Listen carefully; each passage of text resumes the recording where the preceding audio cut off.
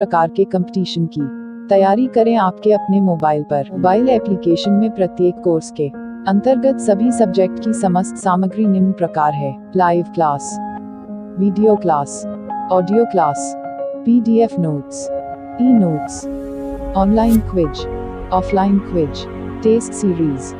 सभी विद्यार्थियों को हम बता देना चाहते हैं कि हम आपके लिए लेकर आए हैं वीडियो कॉन्फ्रेंसिंग के माध्यम से online quiz. Chhatrapal sir reasoning द्वारा संचालित ब्रिज एकेडमी, भरतपुर, राजस्थान।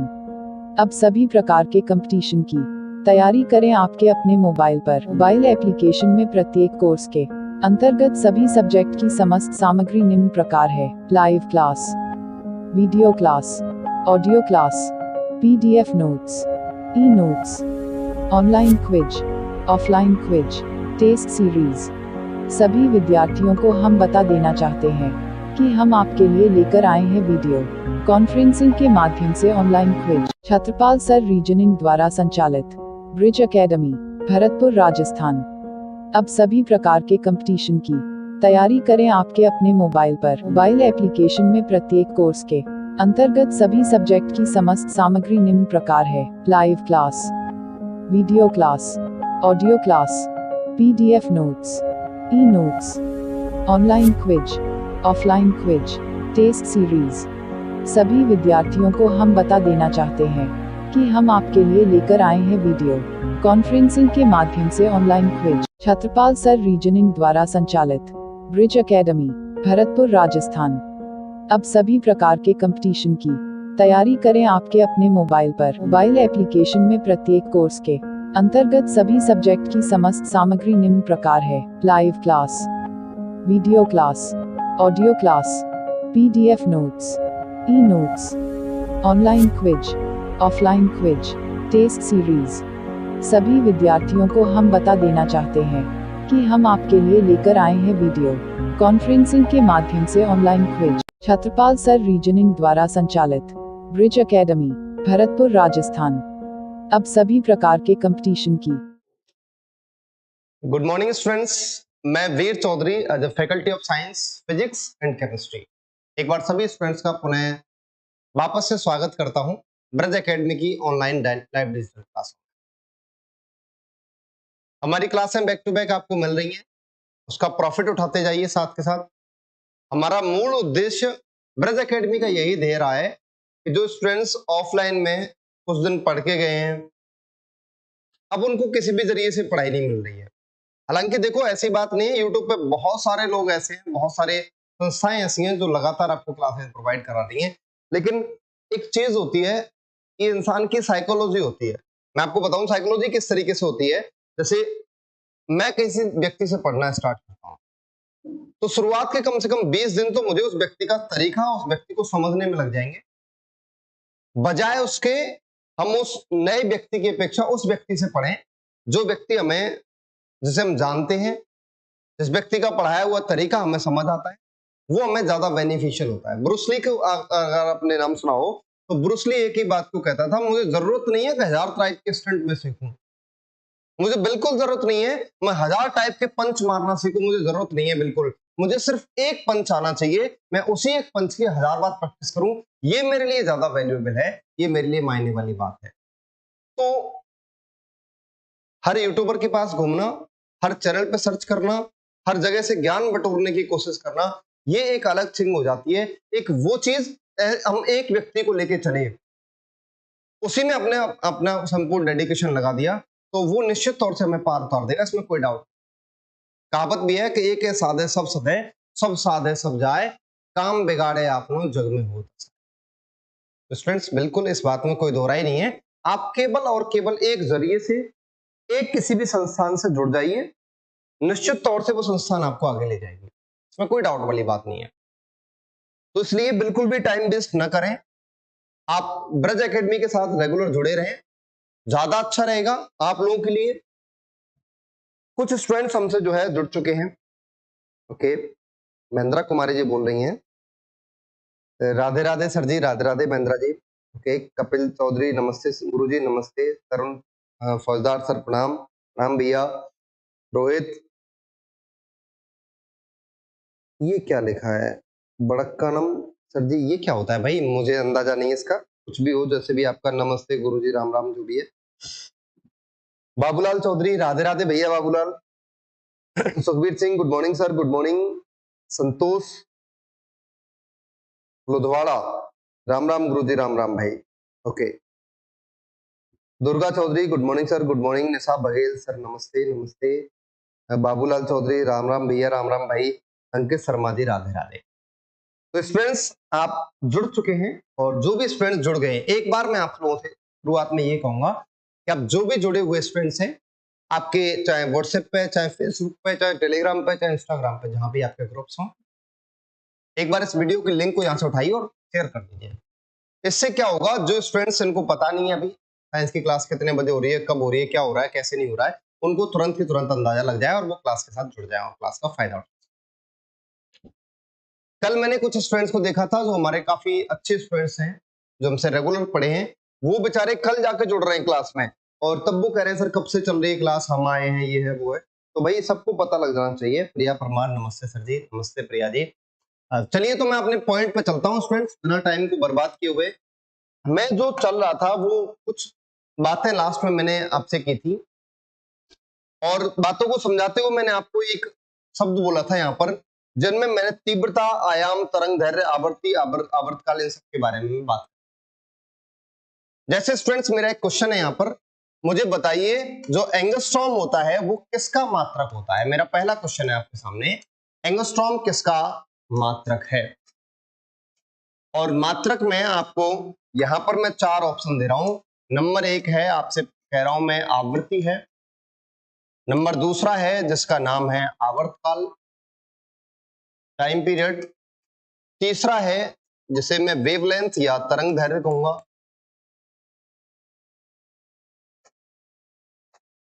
चौथा है जिसे मैं एम्पलीट्यूड या आयाम कहूंगा। स्टूडेंट्स मेरा क्वेश्चन आपसे ये है कि एंगस्ट्रॉम जो है वो किसका मात्रक है। से फटाफट मेरे क्वेश्चन का जवाब दीजिए और अपन क्लास को आगे बढ़ाएंगे।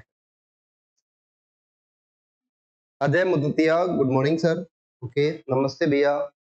तरुण फौजदार जी ने करेक्ट आंसर दिया है, तरंग दैर्घ्य। भाई और स्टूडेंट्स मुझे कमेंट करके बताइए, क्या आप लोगों को ये क्वेश्चन समझ आया जो मैंने कल आपको बहुत ज्यादा बार रिपीट करके बताया था। अजय जी का भी आंसर आ गया है, अंकित शर्मा जी भी आंसर दे रहे हैं, ऑप्शन 3 दे रहे हैं। ओके ठीक है। और भाई किसी का कोई आंसर? अजय मुदतिया जी आपका आंसर आ गया बेटा मेरे पास, ठीक है। मेरा क्वेश्चन बिल्कुल सिंपल सा है, आपसे मैंने ये कहा है कि तरंग दैर्घ्य जो है वो किसका मात्रक है। बिल्कुल, रविंदर सिंह जाट भरतपुर, ऑप्शन सी है। प्रिया परमार जी का भी तरंग दैर्घ्य है। बाबूलाल चौधरी जी का भी ऑप्शन तीसरा है। बेटा आप इतना लिखने की कोशिश भले मत क्या करो, 1 2 3 ऐसे इस तरीके से ऑप्शन दे दिया करो। अच्छा मुझे बताइए, जैसे मैं आपसे ये कह रहा हूं कि ऐसी कौन सी राशि होती है जो तरंग दैर्घ्य के व्युत्क्रमानुपाती होती है। तरंग दैर्घ्य के व्युत्क्रमानुपाती, ऐसी कौन सी राशि है जो तरंग दैर्घ्य की व्युत्क्रमानुपाती है। मुझे बताइए। ऑप्शन आपके पास, पहला है आयाम, दूसरा है आवृत्ति, तीसरा है आवर्तकाल, और चौथा स्टूडेंट्स आपके पास ऑप्शन है नन ऑफ दीज, इनमें से कोई नहीं। Then give me your correct answer. What is the absolute answer of this question. मैंने क्वेश्चन ये कहा है कि which of these is proportional to wavelength. इनमें से कौन सी राशि है जो तरंग दैर्घ्य के समानुपाती है। बताइए भाई मुझे क्वेश्चन।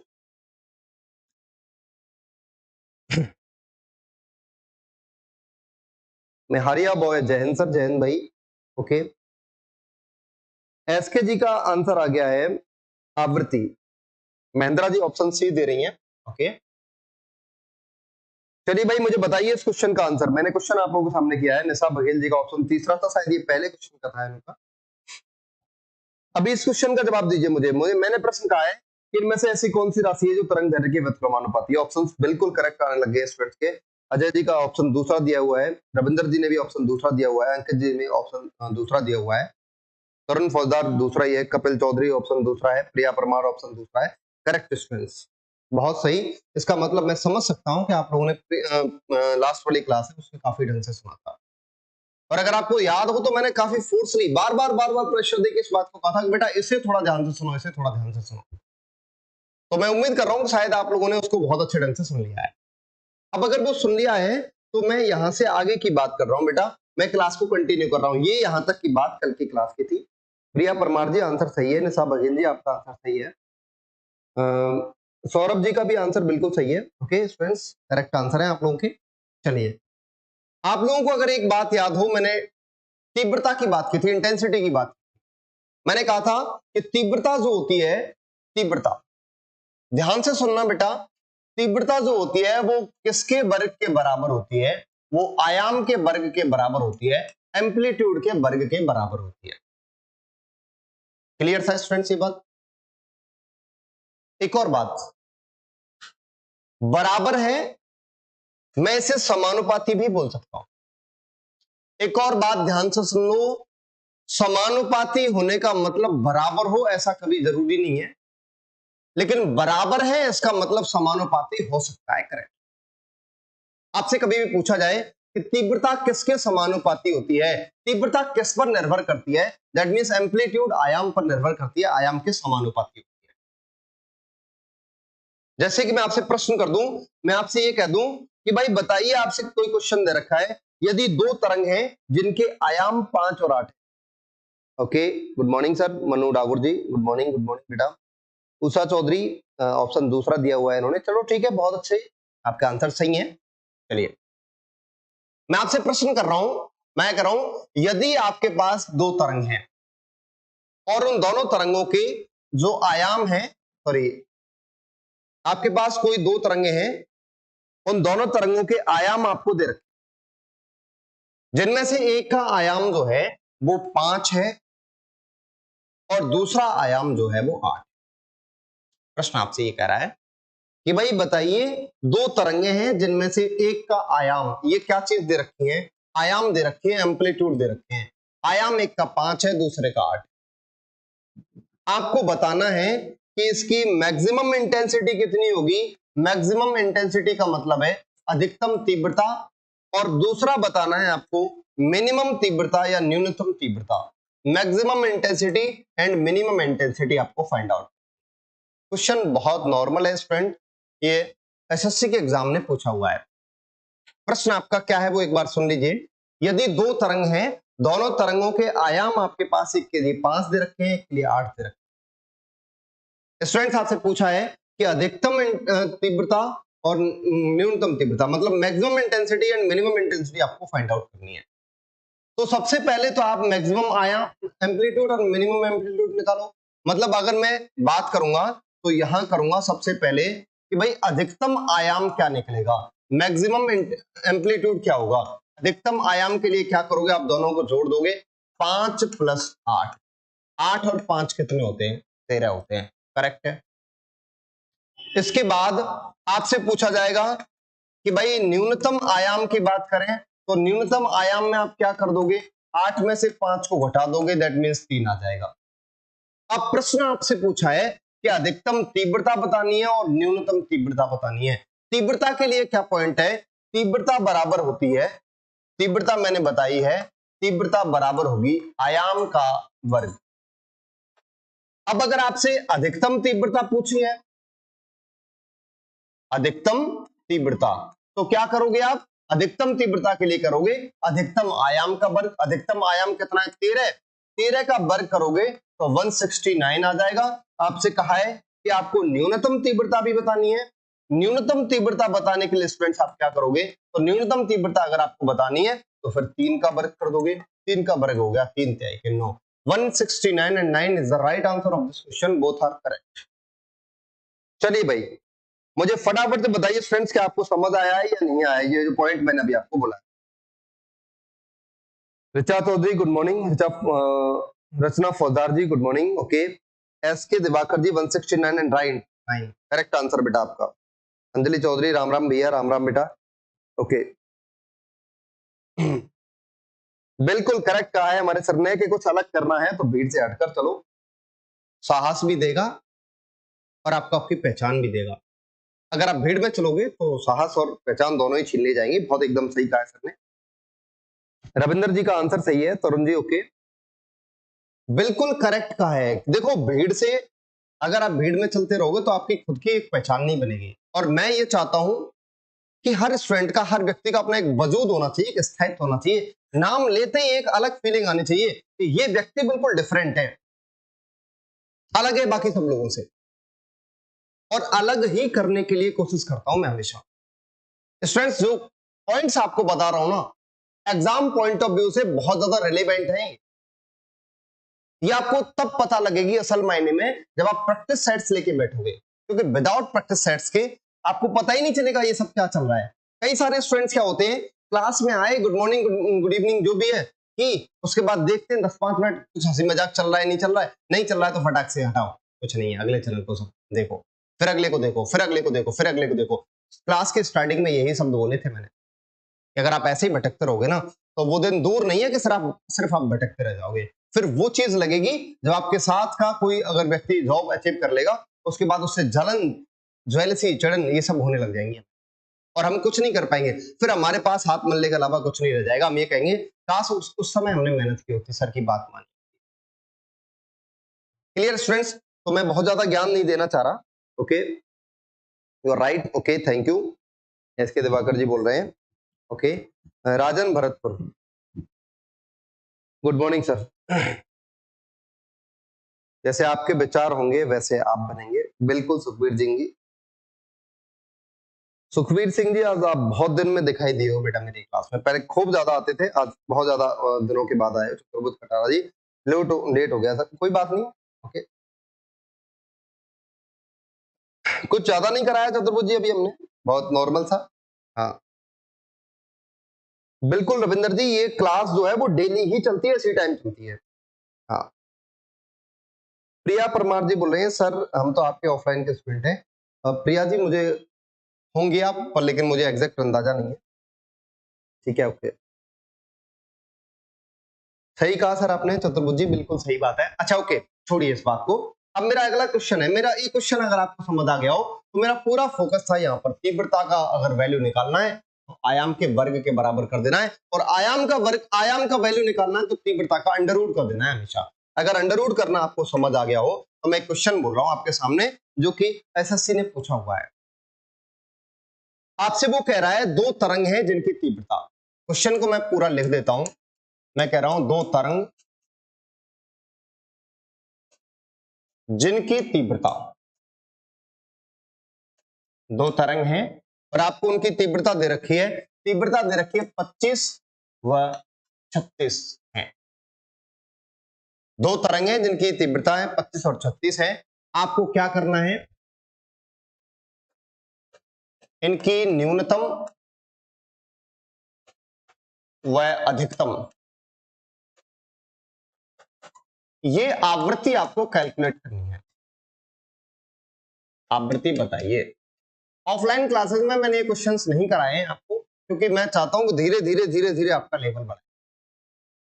चलिए फ्रेंड्स, तो मेरे क्वेश्चन का जवाब दीजिए। आपके सामने क्वेश्चन है ये, बिल्कुल।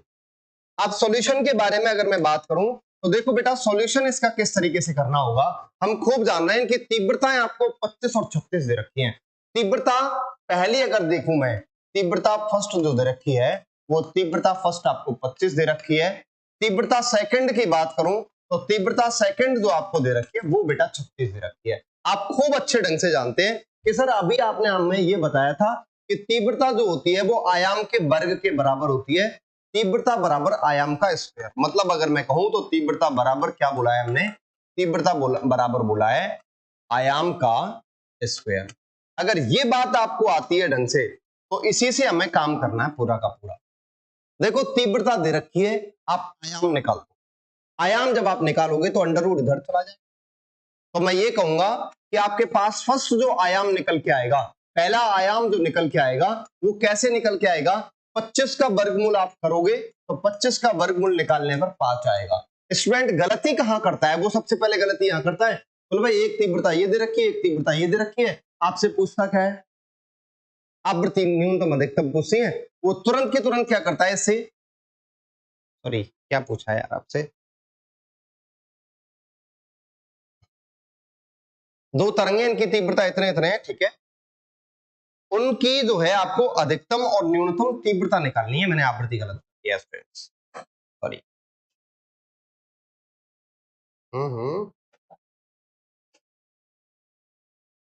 हाँ, न्यूनतम और अधिकतम क्या निकालनी है, इसकी तीव्रता निकालनी है। अब तीव्रता निकालनी है तो स्टूडेंट गलती यही करता है, वो क्या करता है, अधिकतम तीव्रता के लिए 25-36 को जोड़ देगा और न्यूनतम तीव्रता को 25-36 में से घटा देगा। नहीं बेटा, ये करेक्ट सोल्यूशन नहीं है इसका।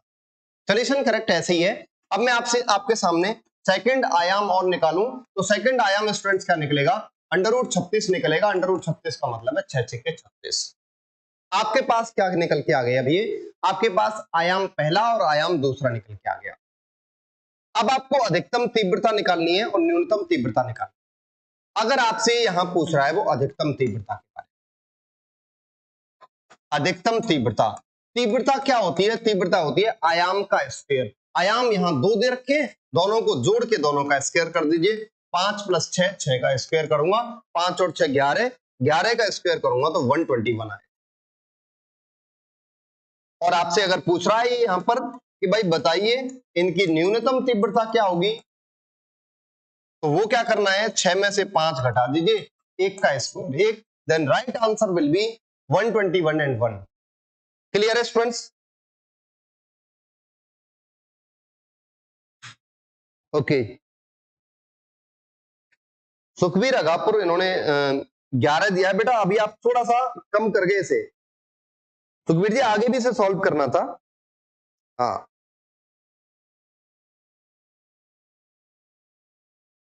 पहले आयाम निकालने हैं। आयाम से तीव्रता निकालने के लिए हम जानते हैं तीव्रता बराबर होती है आयाम के स्क्वायर। आपके पास एक आयाम ये रहा, एक आयाम ये रहा, दोनों आयाम को जोड़ के उनका वर्ग निकाल दोगे, अधिकतम तीव्रता निकल जाएगी। घटा के उनके निकाल दोगे अगर वर्ग को, तो निश्चित तौर से वो कैसी तीव्रता निकल जाएगी, मिनिमम तीव्रता निकल जाएगी 121 और 1। करेक्ट आंसर है। ओके भाई।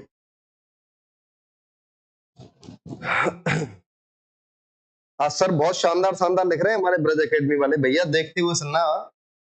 बड़ी बढ़िया बढ़िया लाइनें हैं ये और बड़ी मुश्किल से मिलती हैं ज्ञान। चलिए ओके, तो स्टूडेंट्स मुझे लग रहा है कि किसी का भी कोई दिक्कत नहीं आएगी। सर स्क्वायर नहीं किया, स्क्वायर 1 का कर दो तब भी फर्क नहीं पड़ रहा बेटा, और ना भी करो तब भी कोई फर्क नहीं पड़ रहा सुखबीर जी, कोई बात नहीं है। क्लियर है? कपिल जी बोल रहे हैं ओके। मेहारिया बॉय जी बोल रहे हैं ओके सर, ओके ठीक है। एक तो यार अजीब अजीब से तुम्हारे नाम और होते हैं ना, तो वो बड़ा दिक्कत आती है उनको पढ़ने में। कल परसों एक की देखी थी, वो पता नहीं मेरे पापा या तुम्हारे पापा लिख के कर रहा था, आईडी बना रखी है उसने, पता नहीं अजीब अजीब सी आईडी बना लेते हैं यार तुम लोग भी। चलिए कोई ना। विजयपाल सारस ओके, ठीक है भाई ओके। चलिए तो मैं यहां से आगे की बात कर रहा हूं, ये तो हमारी बातें हो जाती है कुछ न्यूमेरिकल्स वाली। यहां से आगे लास्ट वाली क्लास पे अब एक बार आ जाएगी, जहां मैंने आपको ये कहा था कि आवृत्ति के आधार पर तरंगें अपनी 2 प्रकार की होती हैं, सॉरी 3 प्रकार की, जिनमें से पहले को मैंने नाम दिया था अश्रव्य, अश्रव्य। दूसरी को मैंने नाम दिया था यहां पर श्रव्य, और तीसरी को यहां पर जो मैंने नाम दिया था वो नाम था इसका पराश्रव्य। अंग्रेजी नाम इसका जो मैंने दिया था वो नाम इसका दिया था इंट्रासोनिक, इसका नाम था सोनिक, और इसका नाम था अल्ट्रासोनिक। अश्रव्य तरंगे इंट्रासोनिक वेव्स, श्रव्य तरंगे सोनिक वेव्स, एंड पराश्रव्य तरंगे अल्ट्रासोनिक वेव्स। तीनों के तीनों अब एक बार सुन लीजिए क्लियर। अगर मैं बात इन तीनों की करने लग रहा हूं तो मैं यहां पर कुछ इस तरीके से करूंगा कि इन तीनों में अगर मैं बात अश्रव्य तरंग की करूंगा, अश्रव्य तरंग की जो आवृत्ति चलती है बेटा, वो आवृत्ति चलती है कितने से कितने के बीच में, तो ये चलती है 0 से 20 Hz के बीच में, 0 से 20 Hz। आप जानते हैं हर्ट्ज, हर्ट्ज मैंने किसका मात्रक बताया हुआ है, वो निश्चित तौर से आपके सामने बताया हुआ है आवृत्ति का मात्रक। और अश्रव्य तरंगों की जो आवृत्ति होती है वो 0 से 20 हर्ट्ज के बीच में होती है। महेंद्र कुमारी जी कह रही हैं सर क्लियर है ओके। तरुण फौजदार जी बोल रहे हैं दोबारा बता दो। तरुण अब एक बार मुझे वापस से कमेंट करो बेटा, समझ नहीं आया हो तो मैं उसे दोबारा बता, मुझे लग रहा है शायद आपका लेट कमेंट है ये, आप एक बार बता दीजिए ठीक है।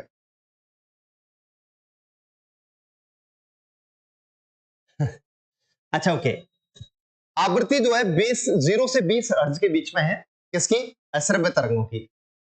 अश्रव्य तरंगें जो होती हैं वो मुख्य तौर से डर का कारण होती हैं, फियर का कारण। डर का जो कारण बनती हैं वो निश्चित तौर से कौन सी तरंगें बनती हैं? वो अश्रव्य तरंगें बनती हैं। ये बहुत ज्यादा स्लो होती हैं, फ्रीक्वेंसी बहुत कम है। फ्रीक्वेंसी कम या ज्यादा होने से एक्चुअली चीजों की मैं आपको फ्रीक्वेंसी के लिए एक बार बता दे रहा हूं। फ्रीक्वेंसी या आवृत्ति या फ्रीक्वेंसी बढ़ाने से घटाने से क्या फर्क पड़ता है मैं आपको बताता हूं। जैसे मैं आपको कुछ एक टेस्ट लेता हूं आपके सामने, उस टेस्ट को आप एक बार ध्यान से सुनना।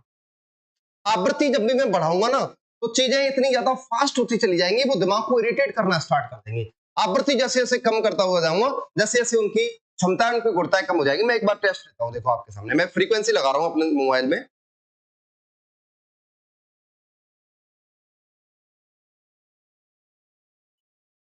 आप स्टूडेंट्स एक बार इस फ्रीक्वेंसी को सुनने की कोशिश करना, मैं धीरे धीरे बढ़ाऊंगा फ्रीक्वेंसी, देखना।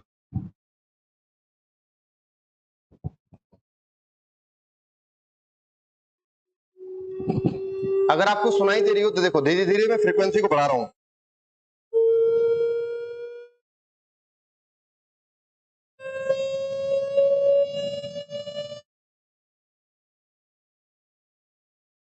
मैं फ्रीक्वेंसी की वैल्यू को रेगुलर रेगुलर इंक्रीज करता जा रहा हूं। 900 से 1000 के तक फ्रीक्वेंसी।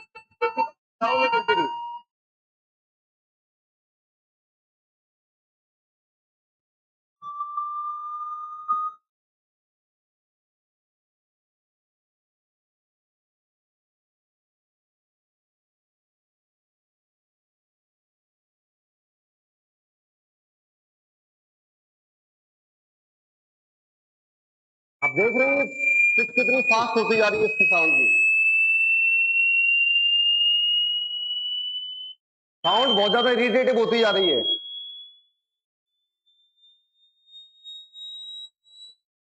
सर आ रहा है क्या टेस्ट देखने को, फ्रीक्वेंसी टेस्ट?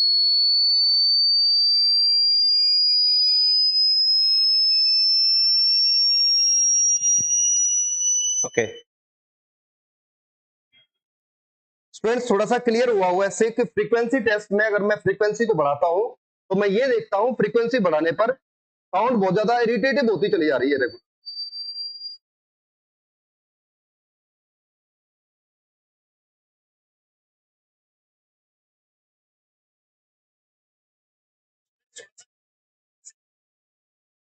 ठीक है, अब मैंने क्या कहा है कि फ्रीक्वेंसी ज्यादा जैसे जैसे करता जाऊंगा साउंड वैसे ही उतनी ज्यादा फास्ट इरिटेटिव होती चली जाती है, चिड़चिड़ापन करती है हमारे माइंड में।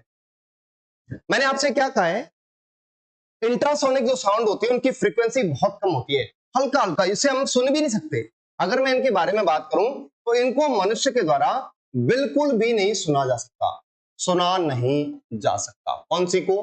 मैं बात कर रहा हूं इंट्रासोनिक की। इन तरंगों को मनुष्य सुन नहीं सकता, लेकिन जैसे ही फ्रीक्वेंसी को तेज करूंगा, अच्छा बेटा समझ आ गया ना फ्रीक्वेंसी टेस्ट मेरा? विमल कुमार जी, मुझे इस चीज का बिल्कुल अंदाजा नहीं है, आप एक बार हमारे जो है मैनेजमेंट से कॉल करके पूछ सकते हैं, राजस्थान वाजस्थान हिस्ट्री का। ठीक है, हाँ बेटा, तो मुझे ऐसा लग रहा है शायद फ्रीक्वेंसी टेस्ट आपको हल्का सा समझ आ गया होगा। मैं जैसे जैसे फ्रीक्वेंसी को बढ़ाता जा रहा था वैसे वैसे आवाज साउंड एकदम इरिटेटिव होती जा रही थी, बहुत बेकार सी होती जा रही, चिड़चिड़ापन करते जा रही थी हमारे दिमाग में। चलिए, तो अगर मैं बात करूं तो इन तरंगों को हम आसानी से सुन नहीं सकते, और हमेशा ये तरंगें जब भी उत्पन्न की जाती हैं ये बड़े ध्वनि स्रोत से उत्पन्न की जाती हैं। बड़े ध्वनि स्रोत जिन तरंगों को उत्पन्न करेंगे वो निश्चित तौर से कौन सी तरंगें होती हैं? वो अश्रव्य तरंगें होती हैं। बड़े ध्वनि स्रोत में जैसे मैं कहूंगा कि भाई ज्वालामुखी का फटना, ज्वालामुखी है, उल्का पिंडों का टकराना, उल्का पिंड अगर टकरा रहे हैं, या फिर भूकंप वाली जो तरंगें होती हैं वो सारी की सारी तरंगें कौन सी होती हैं? वो तरंगें सारी की सारी इंट्रासोनिक होती हैं। स्टूडेंट्स, आपकी जानकारी के लिए मैं बता दूं कि इन तरंगों को मनुष्य के कानों के द्वारा नहीं सुना सकता, लेकिन कभी आपने देखा होगा जब भूकंप या हल्की फुल्की हलचल भी होने वाली होती है तो तुरंत जीव जंतुओं को पता लग जाता है। कुछ जीव जंतु जैसे हाथी, गैंडा, व्हेल, या फिर मैं बात करूं एक नवजात शिशु की, बहुत छोटा बच्चा, कुत्ता, इनको ये महसूस कर लेते हैं। आपने देखा होगा जब भी तूफान या वगैरह कुछ भी आंधी वांधी आनी होती है तो कुछ पशु पक्षी अपने आप पहले से विचलित होना स्टार्ट कर देते हैं बेटा। चींटियां अपने अंडों को एक स्थान से दूसरे स्थान तक ले जाना शुरू कर देती है क्योंकि वो इन तरंगों को महसूस कर पा रही हैं। एक्चुअली इंसान इन तरंगों को बिल्कुल भी महसूस नहीं कर पाता है। ओके, कपिल चौधरी, हाँ जी sir, okay. Balram Katana sir, Ram Ram. Balram ji आप लेट हो गए हैं आज, कोई ना। चलिए, ये ध्वनि तरंगें जो है एक बड़े ध्वनि स्रोतों से उत्पन्न की जाती है। मनुष्य के कानों के द्वारा इजिली इसको नहीं सुना सकता।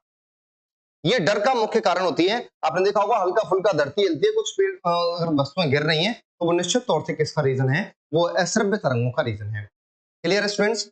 इनकी जो आवृत्ति है, आवृत्ति बहुत कम होती है। आवृत्ति बहुत कम है, इसका मतलब क्या है? जब भैया आवृत्ति बहुत कम है तो आवृत्ति बहुत कम होने से मतलब ये है कि इसका निश्चित तौर से क्या होगा, इसकी जो तरंग दैर्घ्य होगी वो तरंग दैर्घ्य बहुत ज्यादा होगी, क्योंकि आवृत्ति कम तो तरंग दैर्घ्य का मान क्या होता है, ज्यादा होता है। इनकी अगर आपसे पूछा जाए कि तरंग दैर्घ्य कैसी होती है, तो तरंग दैर्घ्य इसकी क्या होती है, वो बहुत ज्यादा हाई होती है। स्टूडेंट्स क्लियर है बेटा? इसके बाद में श्रव्य तरंगों के बारे में बात करता हूं, सोनिक वेव्स। सोनिक वो होती है जिनकी आवृत्ति 20 से 20,000 हर्ट्ज के बीच में होती है। 20 से 20,000 हर्ट्ज के बीच में होती है। मनुष्य के द्वारा इन तरंगों को आसानी से सुना जा सकता है। आसानी से मनुष्य सुन सकता है कौन सी तरंगों को? जिन तरंगों की फ्रीक्वेंसी 20 से 20,000 हर्ट्ज के बीच में होती है। क्लियर है स्टूडेंट्स?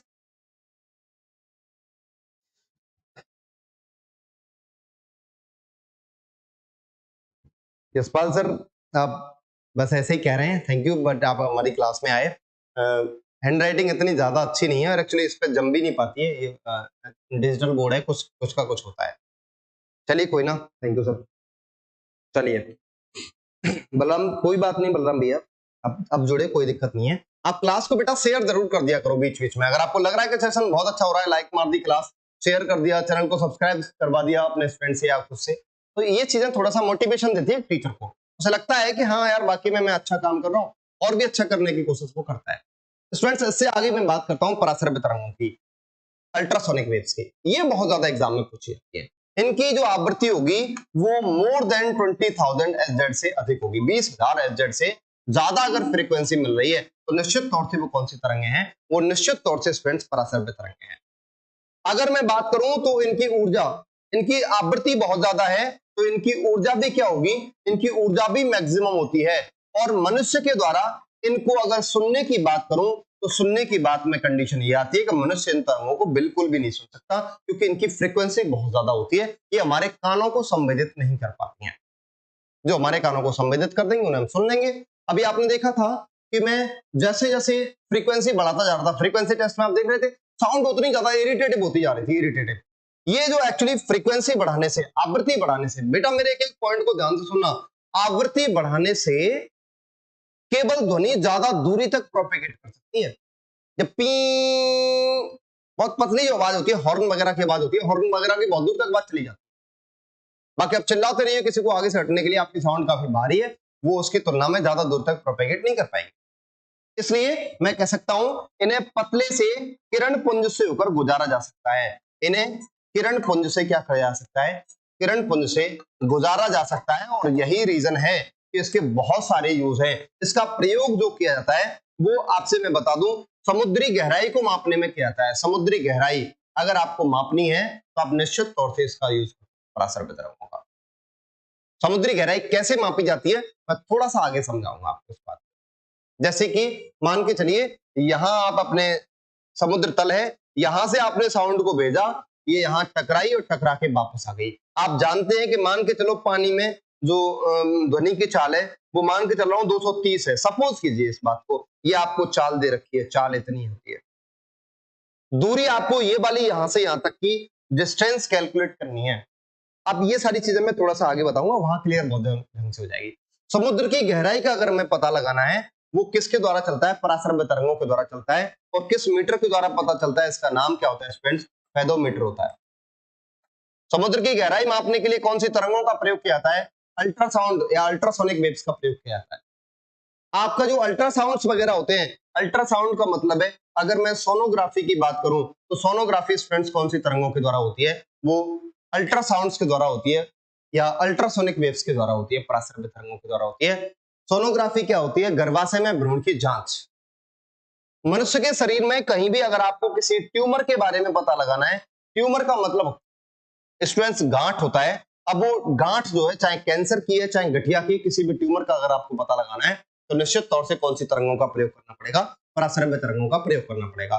किसी अगर चिमनी वगैरह की आपको सफाई करनी है, चिमनी का मतलब है जहां तक हाथ न पहुंच पाए, जैसे घड़ी के पुर्जे, इनकी सफाई करनी है, घड़ी के पुर्जे वगैरह हैं, चिमनी वगैरह, इनकी अगर सफाई करनी है तो निश्चित तौर से कौन सी तरंगों का प्रयोग किया जाता है स्टूडेंट? वो पराश्रव्य तरंगों का ही प्रयोग किया जाता है। Am I right or wrong? भाई क्लियर हो रहा है ना आप सबको? ओके, ठीक है, ओके, क्लियर है। ओके, प्रिया परमार जी बोल रहे हैं सर क्लियर है। कि भूरा फौजदार कासौट, राधे राधे सर। भाई भूरा बहुत दिनों के बाद आज दिखाई दिया है। ओके, तरुण फौजदार जी बोल रहे हैं, बोले क्लियर है सर। एस के दिवाकर जी भी बोल रहे हैं पनडुब्बियों में, हाँ ओके, बिल्कुल करेक्टली। सबमरीन, पनडुब्बी और पानी के जहाज, इन सब में यही चलता है। पानी के अंदर किसी भी चीज की गहराई का पता लगाना है, पानी के अंदर किसी भी चीज की स्थिति का पता लगाना है, निश्चित तौर से वहां कौन सी तरंगें चलती हैं? वो पराश्रव्य तरंगें चलती हैं स्टूडेंट्स। बिल्कुल करेक्ट कहा है आपने। पनडुब्बी, सबमरीन, पानी के जहाज वगैरह इन सब में चलती हैं। सर क्लियर है, महेंद्रा कुमारी जी बोल रही है। ओके, मैं आपको बता दूं, देखो पराश्रव्य तरंगें जो होती हैं, चमगादड़ की अगर मैं बात करूं, चमगादड़ जो होती है वो इन्हीं तरंगों की सहायता से चलती है।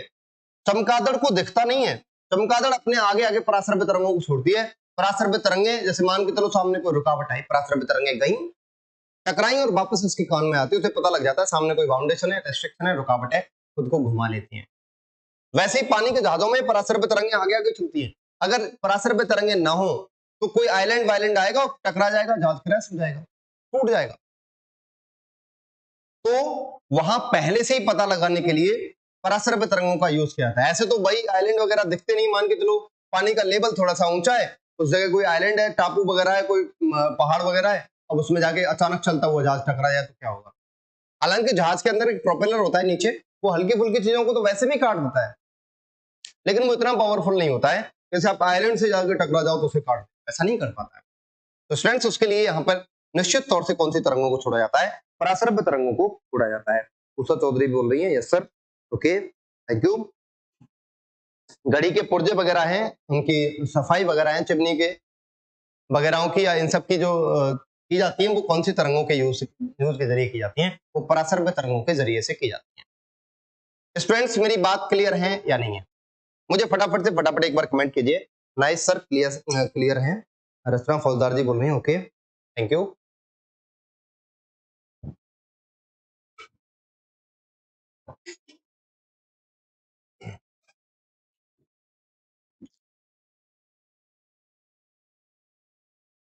मेहारिया बॉय बोल रहे हैं सर सोनार क्या होता है?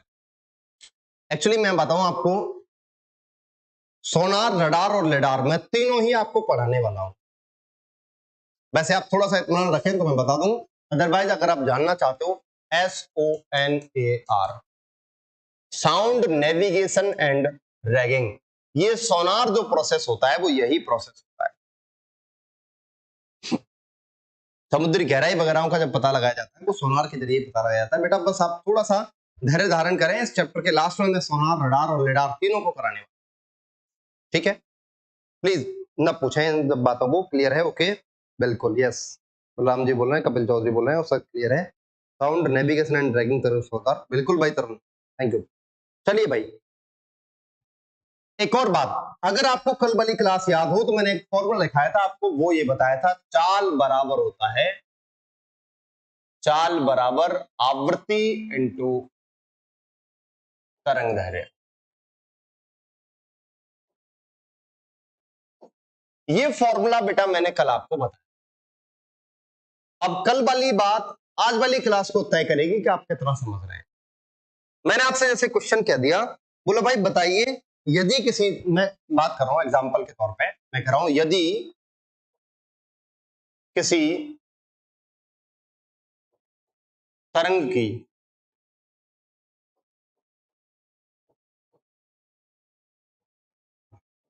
तरंग दैर्घ्य का मान, यदि किसी तरंग की तरंग दैर्घ्य का मान आपको दे रखा है, जैसे 340 मीटर है, यदि कोई तरंग दे रखी है, उसकी तरंग दैर्घ्य का मान आपको 340 मीटर दे रखा है, और मान के चलिए इसकी चाल आपको दे रखी है 1200 मीटर प्रति सेकंड। चाल कितनी दे रखी है? 1200 मीटर प्रति सेकंड दे रखी है। तो आपको क्या करना है, तो बताइए ये कौन सी तरंग होगी, कौन सी तरंग होगी। अब थोड़ा सा एडजस्ट कर लिया करो भाई, ये तरंग वरंग जब मैं लिखता हूं ना, थोड़ा सा ऐसे हो जाते हैं, आपस में मिल जाते हैं ये ऐसे ऐसे करके, तो इनको थोड़ा सा एडजस्ट कर लिया करो आप अपने हिसाब से। एग्जाम्पल के तौर पे मैं यहाँ सॉरी ऑप्शन ए यहां लिख रहा हूं कि ये श्रव्य है, ऑप्शन बी यहाँ है जिसे मैं बोल रहा हूं अश्रव्य है, ऑप्शन सी यहां बोल रहा हूं जिसे इसका नाम है पराश्रव्य, ऑप्शन डी मैं यहां बोल रहा हूं नन ऑफ दीज, इनमें से कोई नहीं। फटाफट से बेटा मुझे कमेंट करके बताइए कि ये है कौन सी सर।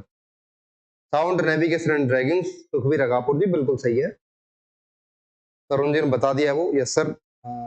ऋचा चौधरी जी बोल रही हैं, ओके ठीक है बेटा, मुझे मेरे क्वेश्चन का जवाब चाहिए, बस फटाफट से मुझे जवाब दीजिए कि भाई बताइए तरंग है कौन सी, श्रव्य अश्रव्य या पराश्रव्य। बुरा फौजदार जी का ऑप्शन बी है, सुखबीर जी का भी बी है, एसके दिवाकर जी का भी ऑप्शन बी है, ओके चलिए और बताइए।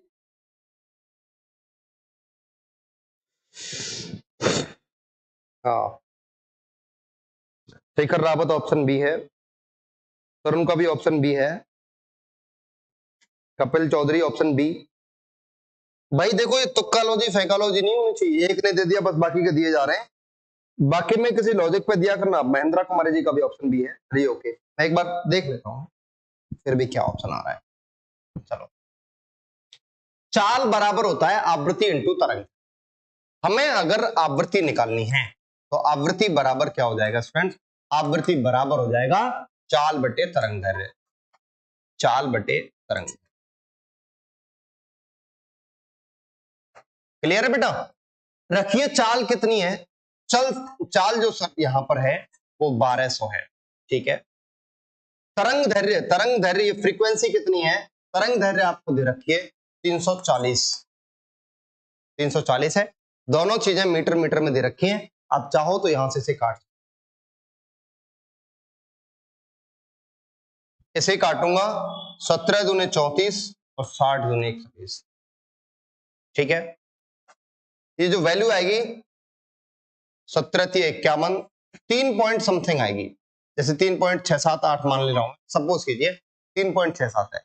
ये 3.67 किसके बीच में आ रही है, ये 0 से 20 के बीच में आ रही है, या 20 से 20,000 के बीच में आ रही है, या 20,000 से भी ज्यादा जा रही है। तो ये आ रही है 0 और 20 के बीच में, और 0 और 20 के बीच में जो चीजें आती हैं वो निश्चित तौर से क्या हो जाती हैं, वो 0 और 20 के बीच में आने वाली जो चीजें हैं वो निश्चित तौर से हमारी क्या हो रही हैं, वो अश्रव्य का एग्जाम्पल है, वो अश्रव्य का है। तो देन ऑप्शन बी एकदम करेक्ट है। आप सभी स्टूडेंटों ने बिल्कुल करेक्ट आंसर दिए हैं, एक भी स्टूडेंट का गलत जवाब नहीं है, बहुत सही आंसर है बेटा आपके, थैंक यू। ओके तो आगे से ऐसी भी दिक्कत नहीं होगी मेरे ख्याल से कि आपको इन चीजों को निकालने में भी कभी प्रॉब्लम आए, ठीक है स्टूडेंट्स। आप बता सकते हैं कौन सी तरंगे है, श्रव्य है अश्रव्य है पराश्रव्य है, जस्ट लाइक दैट, बहुत सारी प्रॉब्लम्स है आप निकाल सकते हैं, क्लियर है। चलिए बेटा मैं यहां से आगे की बात कर रहा हूं, अब मैं बात करूंगा ध्वनि के कुछ मुख्य गुणों की। मुख्य गुण एक बार बात कर लेते हैं, ध्वनि के क्या क्या मुख्य गुण होते हैं। ध्वनि के मुख्य गुण 3 होते हैं, जिनको मैंने बताया हुआ भी है पहले कई बार, जिन्हें मैं पहले को बोलता हूं तीव्रता, दूसरे का नाम होता है तारत्व, और तीसरे का नाम होता है गुणता। तीव्रता मतलब इंटेंसिटी, तारत्व मतलब पिच, गुणता मतलब टिम्बर। तीव्रता, तारत्व और गुणता, तीनों से एग्जाम में खूब ज्यादा क्वेश्चंस पूछे जाते हैं, तो मैं एक बार सबको क्लियर करते हुए चल रहा हूं। सबसे पहली बात यहां पर मैं ले रहा हूं तीव्रता के बारे में। ध्वनि की तीव्रता, ध्वनि की इंटेंसिटी क्या होती है? इंटेंसिटी एक्चुअली इस बात को बताती है कि हमारे कानों में साउंड कितनी ज्यादा तेज आ रही है या कितनी ज्यादा धीमी आ रही है। ये चीज अगर कोई बताता है तो वो इंटेंसिटी बताती है, ध्वनि की तीव्रता बताती है। ठीक है, कुसुमा कुमारी जी बिल्कुल करेक्ट है आपका, इस तरह भी है। मैं तीव्रता के बारे में बात कर रहा हूं। तीव्रता ध्वनि की प्रबलता को बताती है, एक्चुअली ध्वनि की लाउडनेस को क्लियर करती है। और लाउडनेस क्या होती है? साउंड कितनी ज्यादा लाउड है, मतलब इसका मतलब ये है हमारे कानों में कितनी तेज आ रही है ध्वनि, मतलब ये ध्वनि के तेज अथवा धीमेपन को व्यक्त करती है। निश्चित साउंड कितना ज्यादा तेज है, साउंड कितनी ज्यादा धीमी है, इस बात को कौन क्लियर करता है? इस बात को क्लियर करती है हमारे सामने इंटेंसिटी। मैं जब जोर से बोलूंगा किसी भी चीज को, चिल्ला चिल्ला के बोलूंगा, जब मैं चिल्ला के बोलूंगा तो मैं ये देखूंगा कि मेरा ग्राफ जो है वो बहुत बहुत बड़ा सा बनेगा। जब मैं चीजों को जल्दी जल्दी बोलूंगा, कितर कितर कितर कितर, ये ऐसे बोल जाऊंगा। जब स्टूडेंट्स मैं आवाज को जोर से बोलूंगा, आवाज को बुलंद करके बोलूंगा, उसकी लाउडनेस को बढ़ा दूंगा, तो निश्चित तौर से क्या मैं ये नहीं कह सकता ये वाला गैप बढ़ जाता है बीच में, और ये वाला जो गैप है वो आयाम कहलाता है, इंटेंसिटी कहलाता है, सॉरी एम्पलीट्यूड कहलाता है। इसलिए एक नतीजा हमारे सामने ये निकलता है कि सर जो तीव्रता होती है वो निश्चित तौर से आयाम पर निर्भर करती है। और अभी भी जस्ट मैंने बताया हुआ है इसी क्लासों में, मैंने कहा था कि तीव्रता जो होती है वो निश्चित तौर से किसके समानुपाती होती है? आयाम के समानुपाती होती है। देखो तीव्रता समानुपाती आयाम, तीव्रता जो है निश्चित तौर से आयाम के समानुपाती होती है। आयाम को बढ़ा दीजिए, निश्चित तौर से मान लीजिए कि तीव्रता भी क्या हो जाएगी? तीव्रता भी निश्चित तौर से बढ़ जाएगी। Is that clear? आपसे क्वेश्चन पूछा जाता है कि तीव्रता निर्भर किस पर करती है, तो तीव्रता समानुपाती होती है किसके? तीव्रता समानुपाती होती है बेटा आयाम के। आयाम को बढ़ाइए तीव्रता बढ़ जाएगी, आयाम को घटाइए तीव्रता भी घट जाएगी। ओके,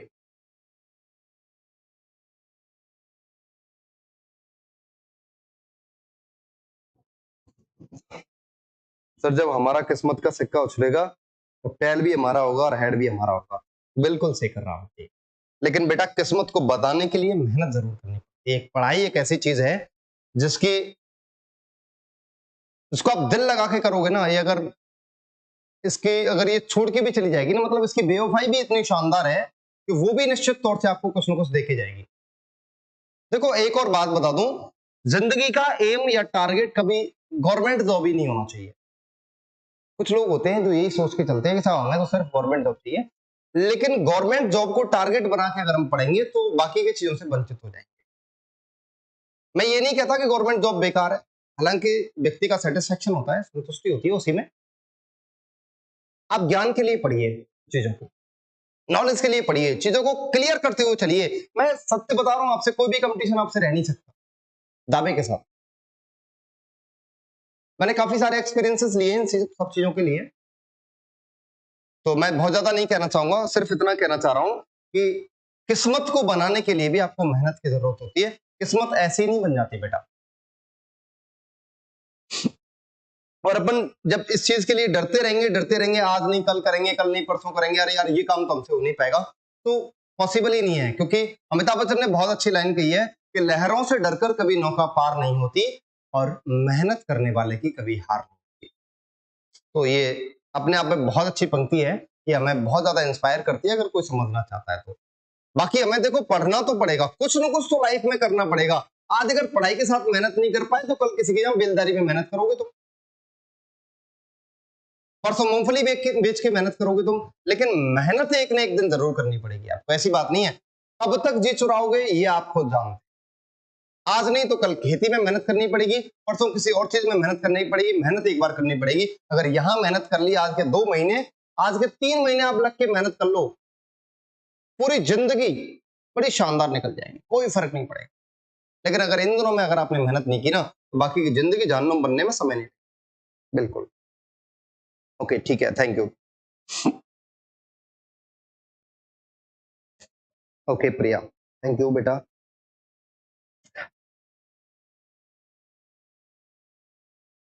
हरिवंश राय बच्चन सर देखो, हरिवंश राय बच्चन जी को तो हमने कभी बोलते हुए देखा नहीं, एक्चुअली अमिताभ बच्चन जी को देखा है, तो नॉर्मली हम तो उसी का नाम लेंगे। तो जरूरी नहीं है कि ये सारी बात न्यूटन कह रहा है तो न्यूटन को ही सुनिए, आपने मुझसे सुना है, आप मुझे मानिए, बस ये सर ने ऐसे बताया, वो चीज आपको क्लियर होनी चाहिए, that is valuable thing. Okay, ठीक है, ओके, थैंक यू। इसके बाद मैं आगे बात करता हूं, आयाम के समानुपाती होती है तीव्रता। स्टूडेंट्स फिर ध्यान देना आगे, अगर मैं तीव्रता के बारे में और आगे बात करता हूं, तो तीव्रता जो होती है, तीव्रता का अगर मैं मात्रक की बात करूं, मात्रक जो नॉर्मली वे में हम लेते हैं, वो मात्रक इसका होता है डेसिबल। डेसिबल एक्चुअली इसे अगर मैं तोड़ूं तो इसका मतलब होता है डेसी प्लस बेल। ये बेल नाम के साइंटिस्ट हैं और डेसी का मतलब होता है 10।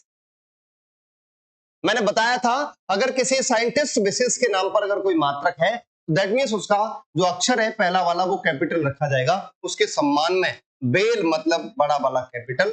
ये डेसी से स्टार्ट है, डेसी किसी वैज्ञानिक का नाम नहीं है, छोटी वाली डी और बड़ी वाली बी। 2017 का एसएससी 10+2 का एग्जाम पूछा हुआ है कि डेसिबल को कैसे व्यक्त करते हैं, तो डेसिबल के लिए स्मॉल डी कैपिटल। आपको बता दूं कि डेसिबल जो होती है वो निश्चित तौर से हमारा किसका मात्रक होता है, वो तीव्रता का मात्रक होता है। लेकिन कई बार क्वेश्चन कैसे कर देता है, वो ये कहता है कि ध्वनि की तीव्रता का मात्रक। तरुण आपने बेटा गलत लिखा है, डेसिबल को ऐसे लिखा जाता है, small D and capital B. Priya ji आप सही लिखिए बेटा, इसे एसएससी का पूछा हुआ क्वेश्चन है, इसीलिए मैं इसे बार बार बता रहा हूं। तीव्रता के लिए एक और मात्रक पूछा जाता है, तीव्रता के लिए अगर वो आपसे एसआई मात्रक पूछ ले, बोला इसका एसआई मात्रक आपको बताना है, तो एसआई मात्रक बेटा इसका ध्यान रखना, इसका होता है वाट प्रति मीटर स्क्वायर। मीटर स्क्वायर जो होता है वो क्षेत्रफल का होता है, वाट शक्ति का होता है। एकांक क्षेत्रफल पर लगने वाली शक्ति जो होती है वो निश्चित तौर से हमारी ध्वनि की तीव्रता कहलाती है, लाउडनेस कहलाती है। लाउडनेस एक्चुअली इस बात को कहती है, तीव्रता इस बात को कहती है कि कोई भी चीज कितना ज्यादा शोर कर रही है, कितना कम शोर कर रही है। अभी आपके साइड से बुलेट मोटरसाइकिल निकल के गई, आप सुनोगे बहुत ज्यादा शोर करके गई है, साइड से इलेक्ट्रिक वाली स्कूटी निकल गई, पता भी नहीं लगा आपको। ये दोनों चीजों में क्या अंतर था, ये उनके डेसिबल का डिफरेंस था, ये उनकी तीव्रता को बता रहे थे बेटा। अगर आपसे और बात करूं, इसके बाद मैं आगे की बात करता हूं। हाँ बिल्कुल प्रिया, तो अब बिल्कुल सही है बेटा आपका, ये डेसिबल ऐसे ही लिखा जाता है। तो डेसिबल का ये मात्रक हो गया। अगर आपसे मैं कहूं मिनिमम परसीव लाउडनेस कितनी होती है, मिनिमम परसीव लाउडनेस का मतलब होता है ऐसी ध्वनि जो कम से कम हमारे कानों में सुनाई पड़ जाए, मतलब ध्वनि सुनने की या श्रवण की न्यूनतम जो सीमा होती है, न्यूनतम सुनी जाने वाली जो ध्वनि होती है, मैं बात कर रहा हूं न्यूनतम सुनने योग्य जो ध्वनि होगी, वो न्यूनतम सुनने योग्य ध्वनि स्टूडेंट्स होती है हमारी 0 डेसिबल। 0 डेसिबल का क्या मतलब होता है, 0 डेसिबल का करेक्ट आंसर मतलब होता है 2 गुणा 10 की घात 5 पास्कल। 2 गुणा 10 की घात 5 पास्कल। ये पास्कल किसका यूनिट है स्टूडेंट्स, ये पास्कल हमारे पास दाब का यूनिट है। और दाब भी क्या होता है, एकांक क्षेत्रफल पर लगने वाला बल हमारा दाब कहलाता है, और एकांक क्षेत्रफल पर कार्य करने वाली शक्ति वाट शक्ति का मात्रक होता है। शक्ति से याद आती है मैं शक्तिमान की, और शक्तिमान सबकी क्या लगा देता है, वाट लगा देता है। दैट मीन्स स्टूडेंट्स मैं आपसे कह सकता हूं जो एकांक क्षेत्रफल पर या एकांक क्षेत्रफल पर कार्य करने वाली जो शक्ति होती है वो निश्चित तौर से हमारे लिए क्या कहलाती है, वो हमारे लिए लाउडनेस कहलाती है, तीव्रता कहलाती है। स्टूडेंट इज इट क्लियर और नॉट? 0 डेसिबल कपिल चौधरी बिल्कुल करेक्ट आंसर है बेटा आपका। अच्छा, मैं आपको एक और बात बता दूं, कई बार वो डेसिबल में ना देके एग्जाम में कई बार बेटा 2 मात्रक और दे देता है वो, और उन 2 मात्रकों में हम बहुत ज्यादा कंफ्यूज होते हैं। या तो एक बार वो कई बार आपको ऐसे दे देगा सॉन, या फिर दूसरा मात्रक आपको वो दे देगा इस तरीके से करके फोन। एक तो सॉन दे देगा, एक फोन दे देगा। सॉन, फोन, डेसिबल, वाट पर मीटर स्क्वायर या बेल, ये सारे के सारे यूनिट स्ट्रेंथ काय के हैं, ये सारे के सारे लाउडनेस के हैं, ध्वनि की तीव्रता के हैं। लेकिन स्टूडेंट्स इनका यूज कब कहां कैसे करना है, आपको बता दूं, सबसे पहले बेल के बारे में बात करूं, आप देख रहे हैं deci plus bel, decibel. Bel जो होता है फ्रेंड्स, वो बेल के बारे में आपको बताऊं तो बेल जो है वो ध्वनि का बड़ा मात्रक होता है। बेल बड़ा मात्रक होता है। आप देख रहे हैं डेसी मीन्स होता है 10, बेल इसका मतलब होता है डेसिबल के बराबर, डीबी के बराबर। अगर आपसे कहूं तो एक डेसिबल बराबर क्या होगा, सॉरी उल्टा बोल रहा हूं मैं, एक बेल बराबर क्या होगा, तो एक बेल बराबर होगा 10 डेसिबल। 10 डेसिबल मिलकर क्या बनते हैं, 10 डेसिबल मिलकर बनाते हैं बेल। एक बार फिर सुन लीजिए, ध्वनि का सबसे बड़ा मात्रक होता है बेल। ये कौन सा मात्रक है, ये ध्वनि का बड़ा मात्रक है बेटा। एक बेल में कितने डेसिबल होते हैं, 10 डेसिबल होते हैं। क्लियर है, ये इसका एसआई मात्रक है, अंतरराष्ट्रीय मात्रक है।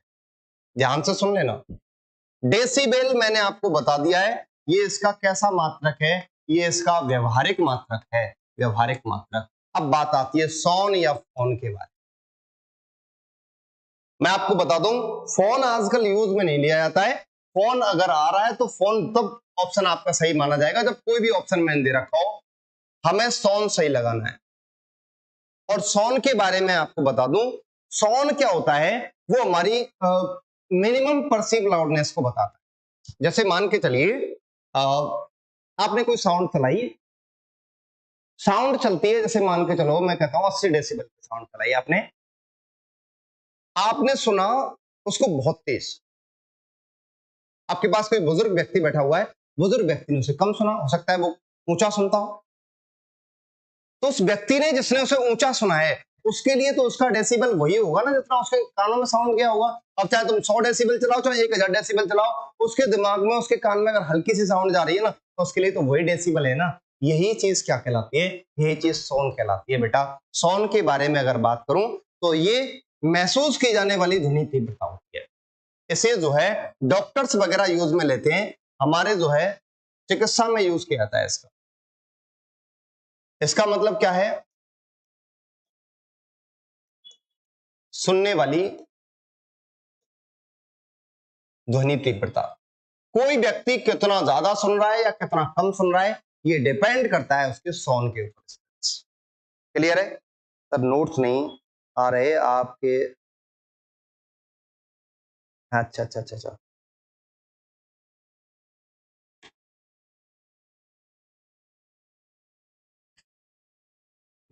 देखो पूजा मैं आपको बता दूं बेटा, ये जो नोट्स वगैरह की बात मैं आपसे कर रहा हूं वो नोट्स हमारे मेरे टेलीग्राम पे मिलेंगे आपको, आपको यहां से कुछ नहीं मिलेगा। और मेरा टेलीग्राम मैं आपको बता चुका हूं, टेलीग्राम आप मेरा वहां खोल के और आज ज्वाइन कर लेना उसे, और बहुत जल्दी मैं 2-1 दिन में हर चैप्टर की अपडेट ली डालता रहूंगा। टेलीग्राम मेरा जो चैनल है वो है science by Veer Chaudhary sir. इस टेलीग्राम चैनल को आप खोलें, अपने टेलीग्राम पे जाएं, वहां से सर्च करें और वहां से ज्वाइन कर लें। तुरंत आपको वहां लगभग मतलब अब जैसे पहले पुराने भी उसमें कुछ पड़े हुए हैं, पुराने पड़े हुए हैं, उनमें काफी कुछ अपडेट किया है, मैंने अपडेट किया तो अपडेटेड आपको बहुत जल्दी जल्दी मिलते रहेंगे।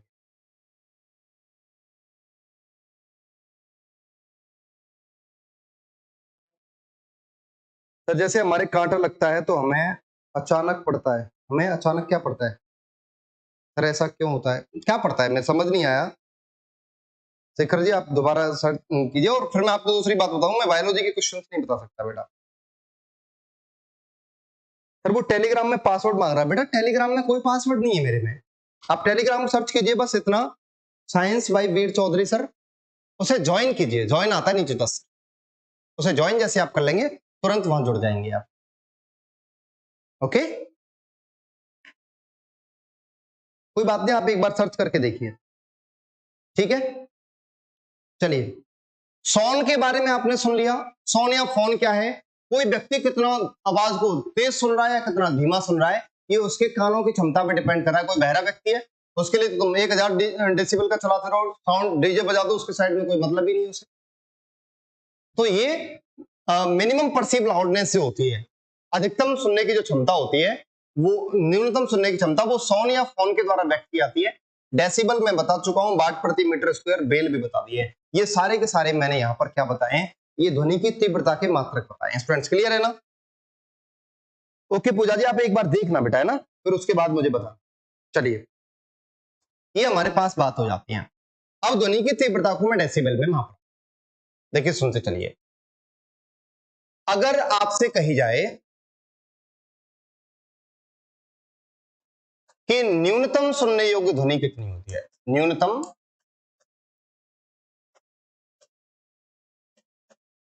सुने जाने वाली ध्वनि,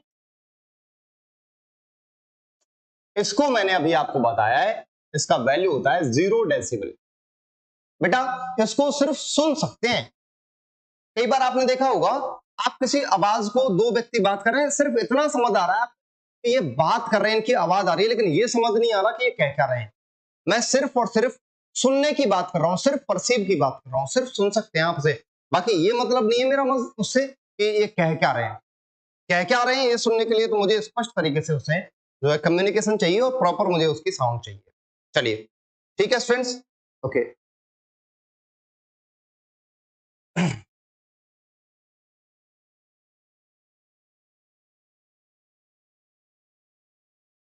हैजार्ड ऑफ साइंस हैजार्ड नहीं होता है एक्चुअली वो, और हैजार्ड जो होता है, हैजार्ड खतरा होता है।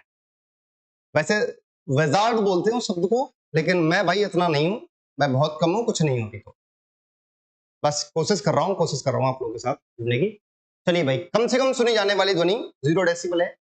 अच्छा, हम बातचीत जब करते हैं स्टूडेंट्स, तो हम बातचीत 3 प्रकार की करते हैं। बातचीत, वो बातचीत हमारी 3 प्रकार से होती है स्टूडेंट्स। और बातचीत कैसी होती है? एक तो वो होती है जिसे हम बोलते हैं फुसफुसाहट। ये वो है जो आपने अपनी गर्लफ्रेंड वगैरह से बात की होंगी, तब रजाई में घुसर घुसर घुसर घुसर जो करते हैं ना, वो साउंड सांप से जो छोड़ते हैं, एक्चुअली वो वाली साउंड होती है ये, जैसे मैं फुसफुसाहट वाली ध्वनि बोल रहा हूं। और फुसफुसाहट जो चलता है वो हमारे लिए इसका जो डेसिबल वैल्यू होता है वो आपसे बता दूं, इसका डेसिबल होता है बेटा 15 से 20 डेसिबल। कितने डेसिबल पे फुसफुसाहट वाली? तो गाँव में भैया अरवानी चुगली करते हुए देखे होंगे आप, वो फुसफुसाहट जो होती है, चुगलपंथी जो होती है, वो एक्चुअली फुसफुसाहट में आती है और उसकी वैल्यू होती है 15 से 20 डेसिबल। वहीं अगर मैं बात करूं तो आगे हम बात करते हैं जिनमें हमें नाम ले आता है सामान्य बातचीत का। और सामान्य बातचीत जो हमारी चलती है वो बेटा चलती है, हमारी सामान्य बातचीत हमारी वो करीबन करीबन 30 से 40 डेसिबल होती है, 30 से 40 डेसिबल। एक होती है हमारे पास, जैसे मैं बोलूंगा जोर जोर से बातचीत, जोर जोर से बातचीत। भैया अरबानी में छुट्टियां मार हो ना बेटा, उसी वाली की बात कर रहा हूं, जोर जोर से। अब लठ बजे ना, तने ऐसे क्यों किया, तने वैसे क्यों किया, भरतपुर में तो खूब दबा के हुई काम। तो उसका जो वैल्यू होता है, उसका वैल्यू हमारे पास होता है 50 से 60 डेसिबल। फ्रेंड्स ये है 50 से 60 डेसिबल, 50 से 60 डेसिबल। ये हमारी कुछ बातचीतों के लिए है। ओके ठीक है, इसके बाद मैं आपसे बात करता हूं। देखिए 50 से 60 डेसिबल अपन सुन सकते हैं। अगर मैं बात करूं आवासीय क्षेत्रों में, हमारे रेजिडेंटल एरिया, आवासीय जो क्षेत्र होते हैं हमारे, जहां हम निवास कर रहे हैं, रह रहे हैं, वहां आपको बता दूं तो वहां जो वैल्यू चलती है वो 40 से 45 डेसिबल चलती है। 40 से 45 डेसिबल आपको बता दूं कि 40 से या 45 डेसिबल से जैसे ही आप ऊपर जाओगे, 45 डेसिबल से जैसे ही आप ऊपर गए, तो निश्चित तौर से समझ लेना कि वो साउंड जो है वो साउंड पोल्यूशन में अंतर्गत आती है। ध्वनि प्रदूषण कितने डेसिबल से ऊपर होने लग जाता है? 45 डेसिबल से ज्यादा पर ध्वनि प्रदूषण होने स्टार्ट होते हैं। हम इंडस्ट्रियल एरियाओं की बात करें, इंडस्ट्रियल एरिया का मतलब है जहां हम देखते हैं कि हमारे औद्योगिक क्षेत्र हैं। औद्योगिक क्षेत्रों में ये जो ध्वनि चलती है, औद्योगिक क्षेत्रों में यही ध्वनि 40 से 50 डेसिबल के बीच में हो जाती है निश्चित तौर से। स्टूडेंट्स अगर मैं आपसे कहूं कि मुझे चैन की नींद लेनी है, चैन की नींद आराम से चकाचक सोना है खर्राटे मार के, तो चैन की नींद के लिए कितना डेसिबल चाहिए स्टूडेंट्स? उसके लिए चाहिए मुझे 30 डेसिबल। ये 30 डेसिबल की ध्वनि जब है तब मैं एकदम चैन से आराम से सो सकता हूं। इज दैट क्लियर और नॉट? मुझे बताते चलिए बेटा, समझ आ रहा है नहीं आ रहा है? केपी राम राम, राधे राधे। ओके, राम राम भैया, राधे राधे। ठीक है। प्रिया परमार जी बता रहे हैं 50 से 60 डेसिबल, ये शायद उसकी बता रही हैं जब तेज तेज बातचीत करते हैं अपन। ठीक है। ध्वनि प्रदूषण कितने डेसिबल पे जाके बन जाता है? तो वो ध्वनि प्रदूषण निश्चित तौर से कितने से बन जाता है? वो हमारे 45 डेसिबल से ऊपर ही बन जाता है। ठीक है। अगर मैं बात करूं व्यक्ति की अधिकतम श्रवण सीमा कितनी है? अधिकतम श्रवण सीमा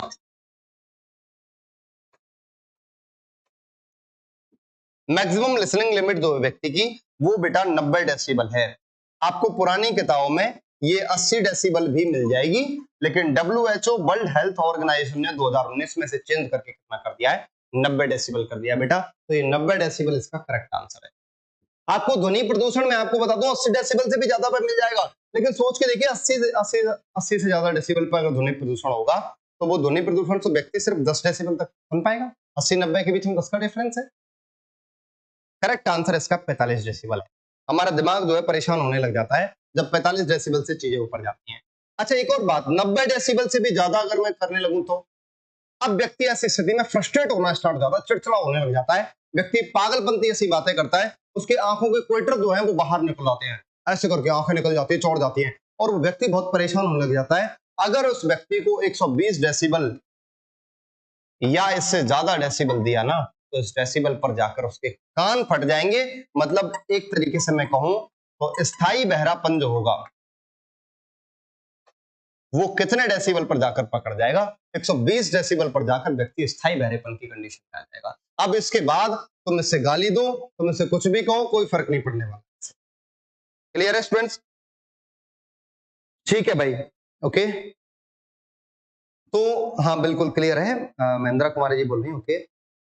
इंसान की तरह बोलना ना आए तो जानवर की तरह चुप रहना चाहिए, बिल्कुल करेक्ट बात है। Because the silence is the best option, या silence is the best answer of all stupid questions. Sir का कहने का यही मतलब है कि अगर तुम्हें बढ़िया बात नहीं बोलनी आ रही तो कम से कम, वैसे ऐसी कोई बात नहीं है सर, सब बच्चे बहुत सिंसियर हैं हमारे, बहुत बढ़िया तरीके से सुन भी रहे हैं। क्लियर बेटा? इसके बाद मैं आगे की बात करता हूँ। इसके बाद अपन चलते हैं, जैसे मैं बात करूं डीजे साउंड वगैरह सुनते हैं अपन, डीजे साउंड। डीजे साउंड जो चलते हैं वो करीबन करीबन 90 से 100 डेसिबल तक की ध्वनि उत्पन्न करते हैं। ज्यादा लंबे समय तक अगर आप डेसिबल साउंड ये सुनोगे 90 डेसिबल वाली, तो फ्रस्ट्रेट होना स्टार्ट कर दोगे, आप चिड़चिड़े हो जाओगे, आपको प्रॉब्लम होंगी। 120 से ऊपर जाने पर तो कान के पर्दे ही फट जाएंगे निश्चित तौर से। अगर मैं आगे की बात करूं, जैसे मैं आपसे बात करूं किसी हॉर्न की बात करूं, ट्रेन का हॉर्न है, चाहे किसी बाइक वगैरह का हॉर्न है, या फिर मैं सायरन की बात करूं, इनकी जो तीव्रता होती है वो तकरीबन तकरीबन 110 डेसिबल के लगभग होती है। 100 से 110 डेसिबल के बीच में होते हैं हॉर्न या सायरन। आपको बता दूं सायरन जो होते हैं वो एम्बुलेंस वगैरह में लगे होते हैं, और उसमें अब बैंक वगैरह में जाइए वहां लगे होते हैं, ये सायरन ही होते हैं एक्चुअली। पुलिस की गाड़ी पर सायरन नहीं होता है बेटा, वो हूटर होता है। चलिए, हॉर्न या सायरन 110 डेसिबल तक। इसके बाद अगर बात की जाए जैसे आपसे, तो मैं सबसे ज्यादा बात करता हूं मिसाइल के बारे में। मिसाइल का डेसिबल सबसे वैल्यू ज्यादा होता है, और मिसाइल का डेसिबल वैल्यू होता है 180 डेसिबल, जो कि बहुत ज्यादा है। 180 डेसिबल तक तो आदमी सुन ही नहीं पाएगा, 120 डेसिबल पर जाकर तो व्यक्ति स्थायी रूप से बहरा हो जाएगा। क्लियर है बेटा?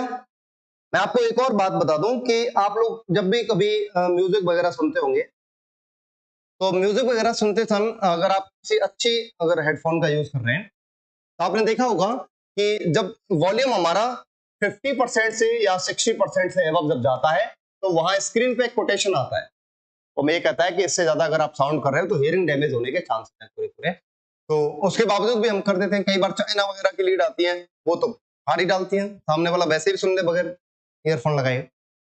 तो अगर ऐसे में अगर आप इन चीजों को सुन रहे हैं, तो मैं आपको बता दूं, अगर आप 90 से 100% पर अगर साउंड करके अगर आप सुन रहे हैं, तो आप मैक्सिमम से मैक्सिमम मैं आपको बता दूं 10 से 15 मिनट तक सुन सकते हैं। इसके बाद आपके हियरिंग डैमेज होना स्टार्ट हो जाएगा निश्चित तौर से, कान बहुत देर तक गुम हो जाएंगे, बहुत समय तक।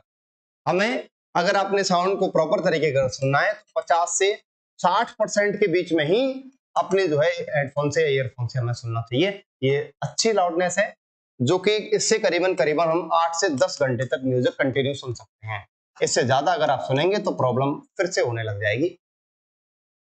बाकी प्रॉब्लम होने से रीजन ये है कि व्यक्ति के जो कान होते हैं ना, कान के दोनों पर्दे वो साउंड को बैलेंस करने के चक्कर में कुछ देर तक गुम हो जाते हैं। आप देखिए, रनिंग करके आइए तेज, आपके कान काफी देर तक गुम मिल जाएंगे, गुम जैसे हो जाएंगे, आपको हल्की फुल्की साउंड सुनाई नहीं देगी। हमारा जो, आपने कई बार देखा होगा कि जैसे आप रोड पे जा रहे हैं, अचानक से कोई टायर फट जाए किसी वाहन का, आपका मुंह फट जाता आ, ऐसे करते हैं ना। लेडीजों के साथ ये बहुत जल्दी होता है, कोई साइड से कोई चूहा भी निकल जाए तब भी आ। एक्चुअली जो आ वाला जो है ना, हमारे साथ जो साउंड के साथ आता है एकदम से, अभी कोई गोली चल जाए तुरंत हमारे आ की साउंड आती है। आ जो होता है ना, ये एक्चुअली बुरी आदत नहीं है, अच्छी आदत है। क्योंकि आ करने से क्या होता है, वो जो साउंड हमारे पास आई है ना, वो हमारे दोनों कान पटलों पर, दोनों कानों के पर्दों पर बैलेंस हो जाती है। उस बैलेंस के चक्कर में हमारा बॉडी खुद ब खुद अपने मुंह को खोल लेता है एक बार। तो स्टूडेंट्स, मैं समझ रहा हूं कि आप लोगों को ये बात मेरी क्लियर हो गई होंगी।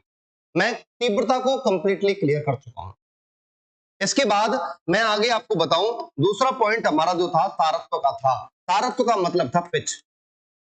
और पिच जो मैंने अभी आपको बहुत डिटेल में समझाई थी, पिच मैंने ये कहा था, पिच जो होती है वो आवृत्ति के समानुपाती होती है। आवृत्ति के समानुपाती, फ्रीक्वेंसी के। जैसे जैसे पिच को मैं बढ़ाता हुआ जाऊंगा वैसे वैसे आवृत्ति जो है बढ़ती हुई चली जाएगी। आवृत्ति को बढ़ाइए। अभी मैंने आपके सामने फ्रीक्वेंसी टेस्ट लिया था मोबाइल में अपने में, मैंने कहा था जैसे जैसे फ्रीक्वेंसी को फास्ट करता रहा था, आवाज उतनी ज्यादा इरिटेटिव होती जा रही थी मेरे कानों में, बहुत ज्यादा फ्रस्ट्रेशन क्रिएट कर रही थी दिमाग में। एक्चुअली ये जो होता है वो आवृत्ति पर डिपेंड करता है। आप, तारत्व एक्चुअली होता क्या है, तारत्व ये बताता है कि आवाज कोई भी जो है वो कितनी ज्यादा पतली है या कितनी ज्यादा भारी है। इस चीज को कौन बताता है, इस चीज को हमारा तारत्व बताता है।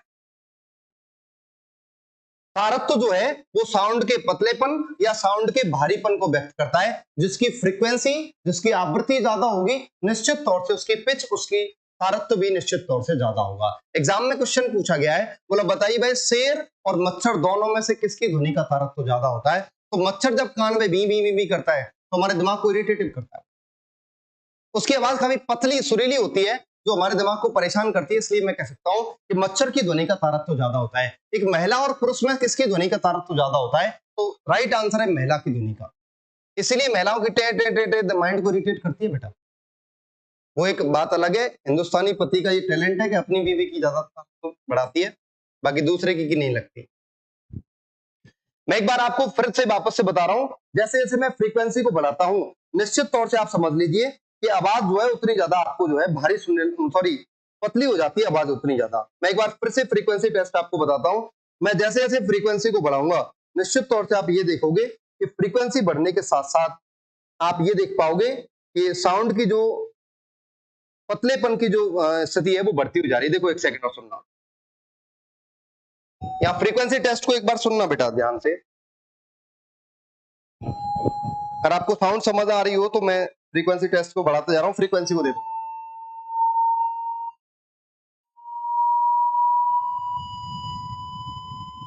रेगुलर फ्रीक्वेंसी इंक्रीज हो रही है, 1000 से ऊपर जा चुकी है। आप ये देखिए फ्रीक्वेंसी इतनी इतनी बढ़ती जा रही है, आवाज उतनी ज्यादा फ्री थी उतनी आप तेज होती जा रही है। और ये वो साउंड है जो अपने माइक वगैरह में हो जाती है कई बार।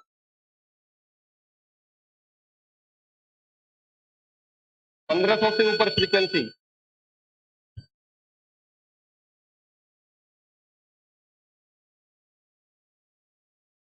ये जो साउंड आप सुन रहे हो फ्रीक्वेंसी बढ़ा, मैं आवृत्ति को बढ़ा